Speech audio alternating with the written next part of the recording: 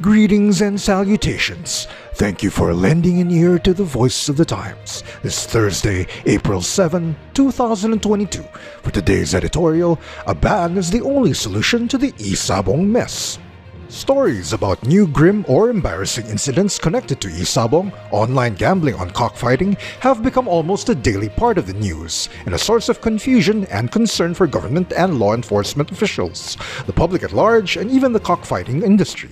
As the government has demonstrated that it is both unwilling and unable to regulate it effectively, an outright ban on the practice, even if only temporary, is the only sensible solution. Cockfighting has deep cultural roots in the Philippines, and the pastime can be traced back about 3,000 years. It can be found everywhere throughout the country, though Negros Occidental province considers itself the country's cockfighting capital due to the large number of breeders and players concentrated there.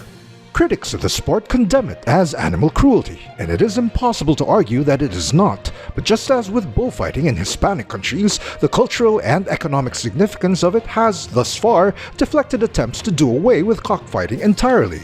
According to industry advocates, the gamefowl sector provides livelihood for about 1 million people across the Philippines, including breeders, professional trainers, operators of cockfighting venues, and an extensive feed and supply industry.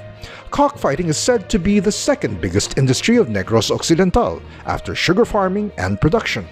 Like many industries, cockfighting was hit hard by COVID-19. Health restrictions imposed a total ban on conventional in-person cockfighting events for 2 years, and even now in areas where restrictions have been eased, the remaining limitations have prevented the industry from returning to its pre-pandemic level of activity.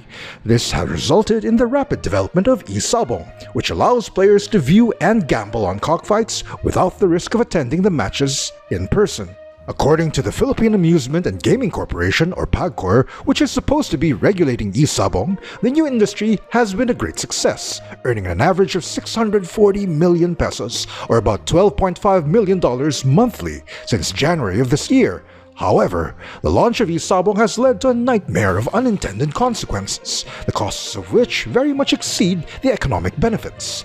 The shocking story of the presumed kidnapping of more than 30 sabongeros, or cockfighters, and an apparent epidemic of gambling addiction and associated criminal activity among officers of the Philippine National Police, or PNP, have caused alarm, but so far, little in the way of concrete solutions. This can be attributed to the reckless way in which the government authorized e-sabong enterprises and its confusion in dealing with controversies that quickly followed.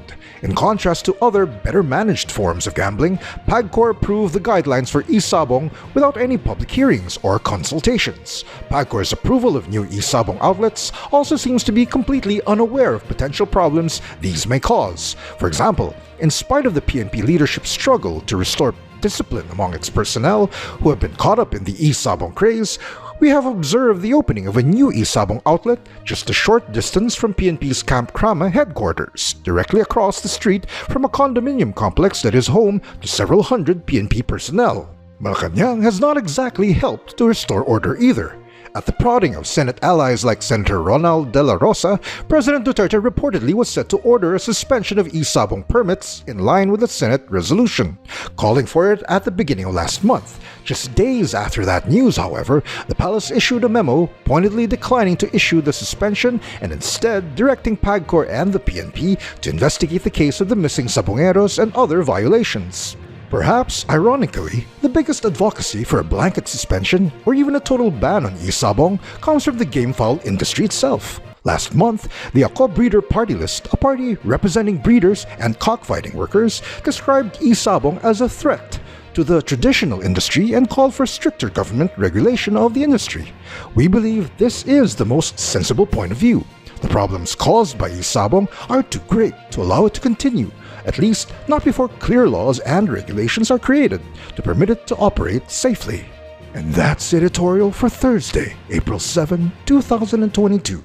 For more news and information, get a copy of the Manila Times on print, subscribe to our digital edition, or log on to www.manilatimes.net. Follow us on Twitter, Facebook, and Instagram, and listen to The Voice of the Times.